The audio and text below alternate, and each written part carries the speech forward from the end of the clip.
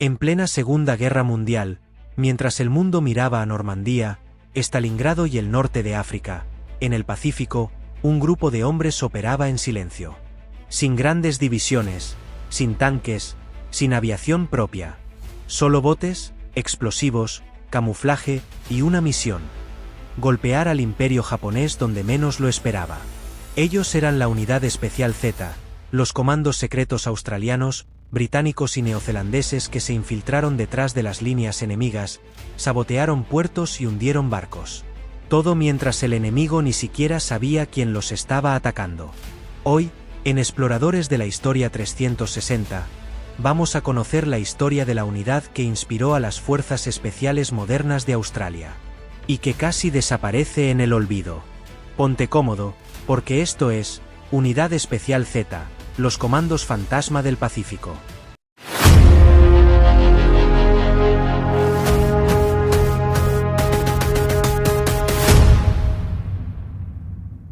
Para entender a la Unidad Especial Z, tenemos que viajar al año 1942.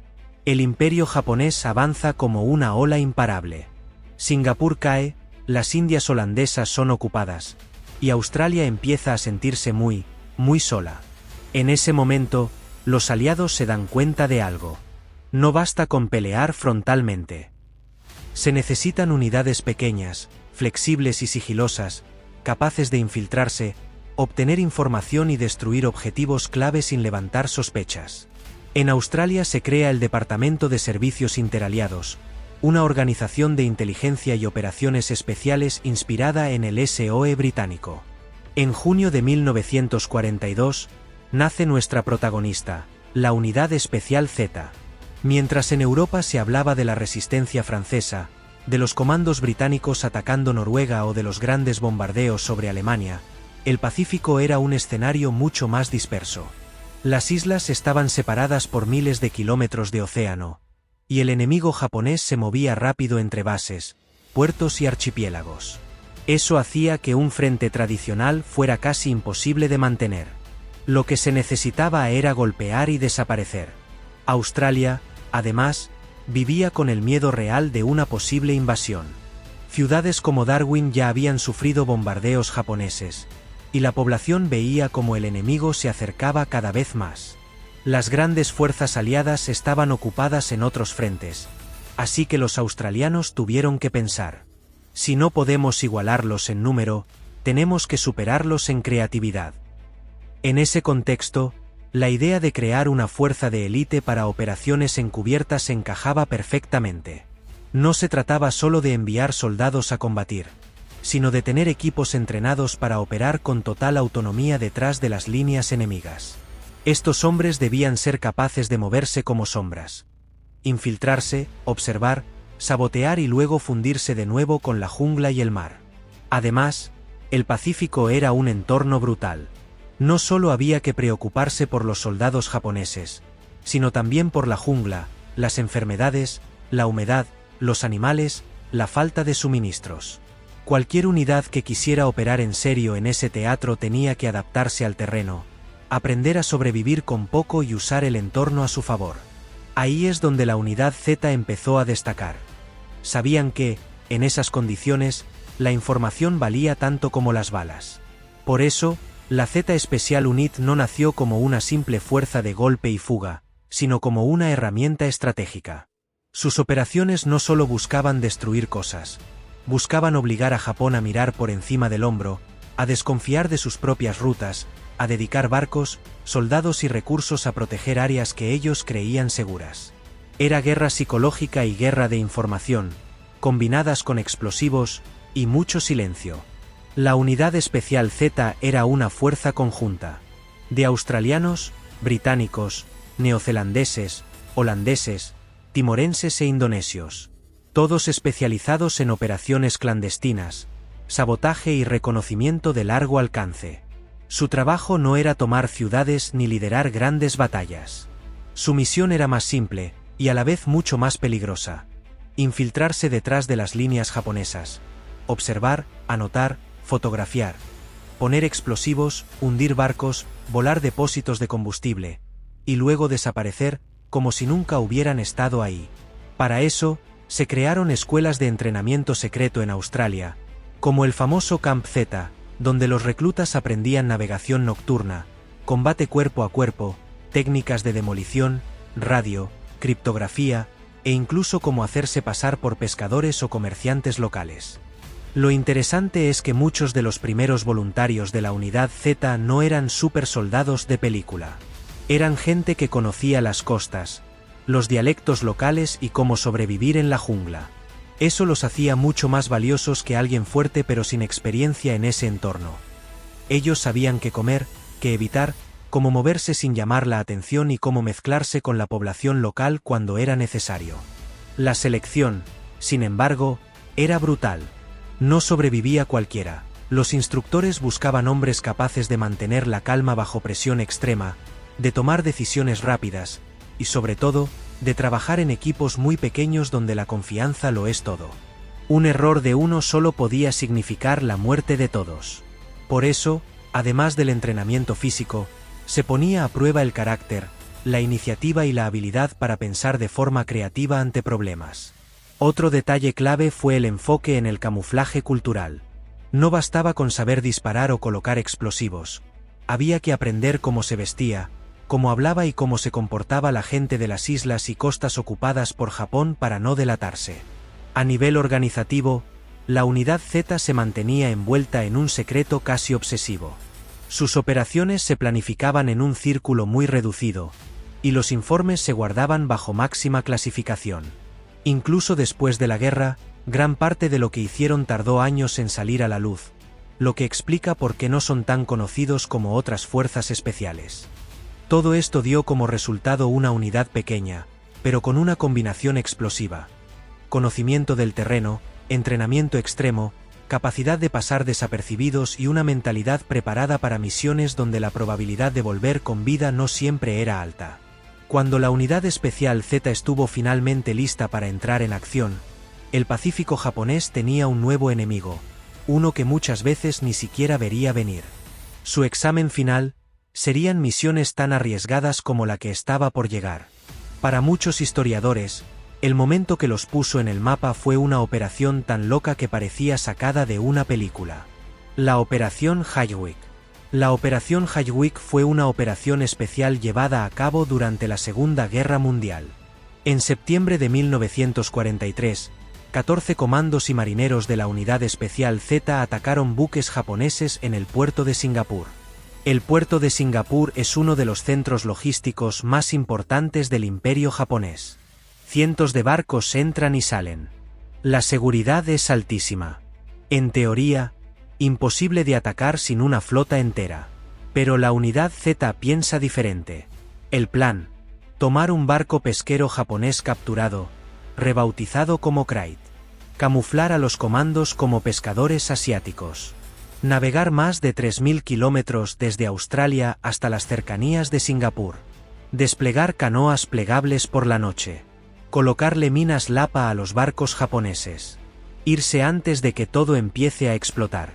Pero antes de que el Krait zarpara, la Unidad Z tuvo que resolver un problema clave: quienes iban a bordo. No bastaba con ser buen soldado. Se necesitaban hombres capaces de soportar semanas de incomodidad, silencio, calor, tensión constante, y luego, al final del viaje, realizar una de las incursiones más arriesgadas de la guerra. Los seleccionados eran expertos en demoliciones, navegación, sigilo y combate cuerpo a cuerpo, pero también tenían algo más importante: la sangre fría necesaria para moverse entre el enemigo sin temblar. El 2 de septiembre de 1943, el Krait zarpó del Golfo de Esmous rumbo a Singapur.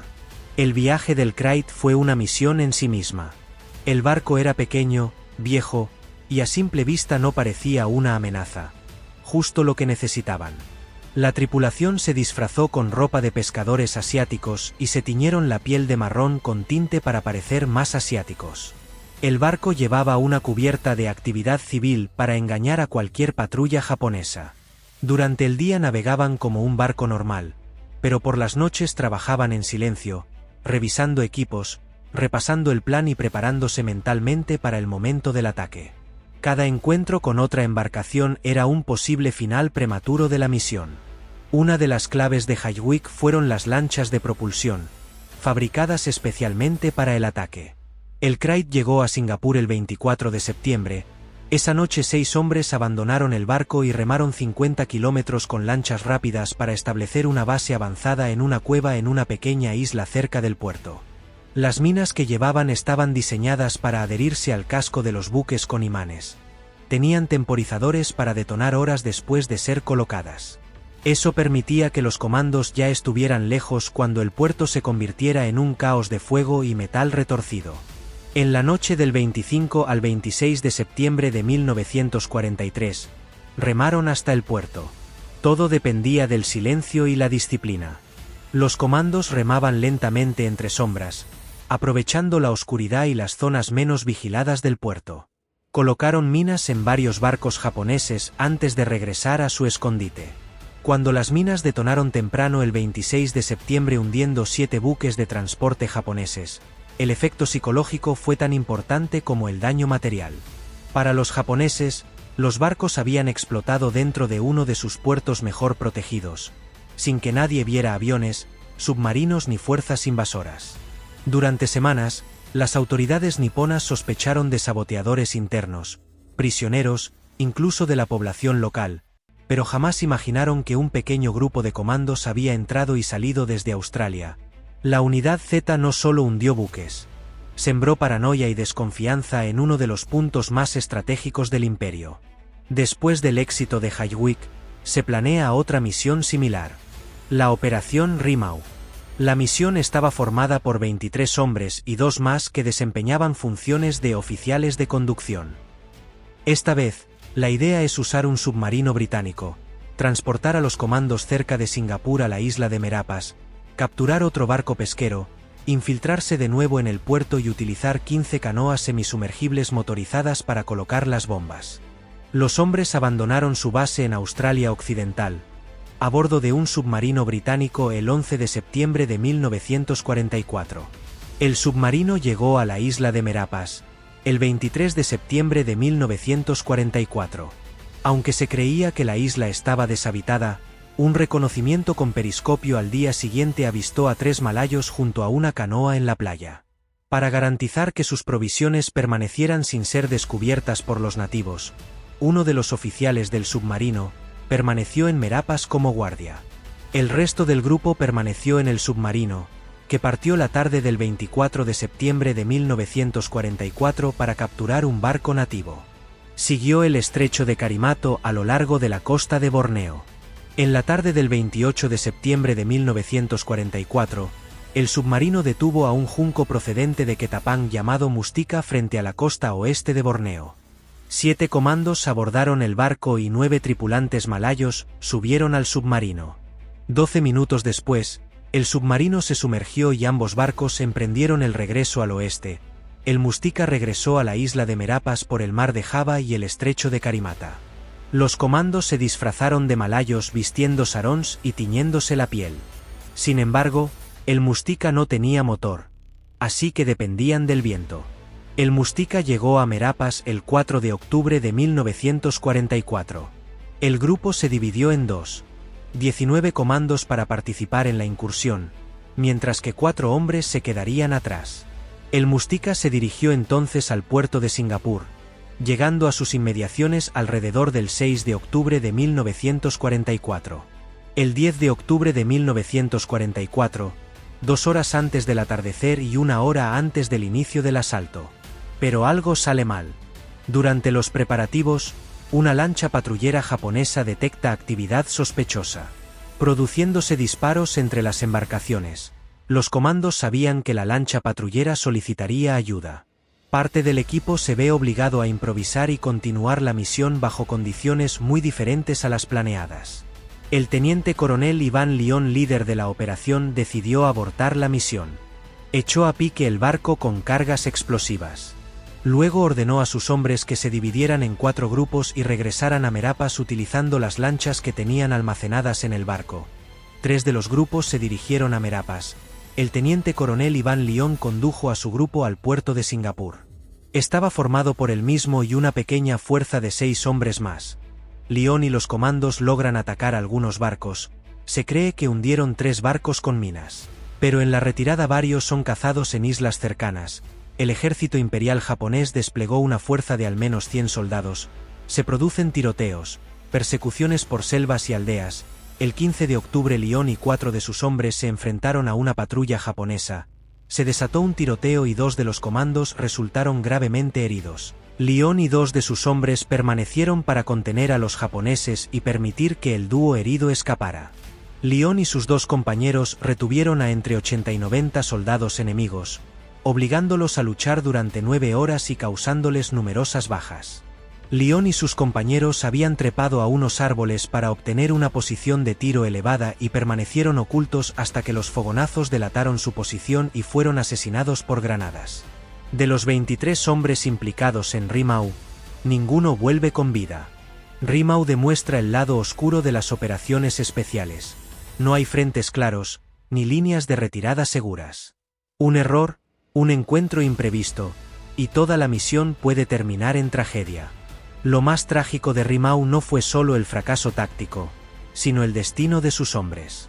Muchos comandos fueron capturados vivos, sometidos a duros interrogatorios y finalmente ejecutados por los japoneses, algunos mediante decapitación pública.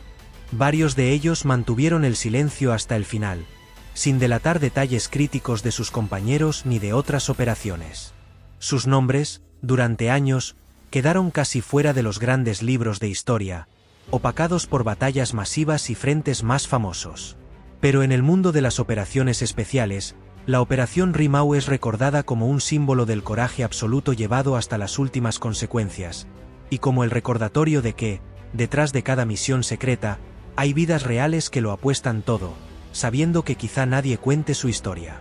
Aunque Hajwik y Rimau son las operaciones más conocidas, la Unidad Especial Z llevó a cabo decenas de misiones en el Pacífico.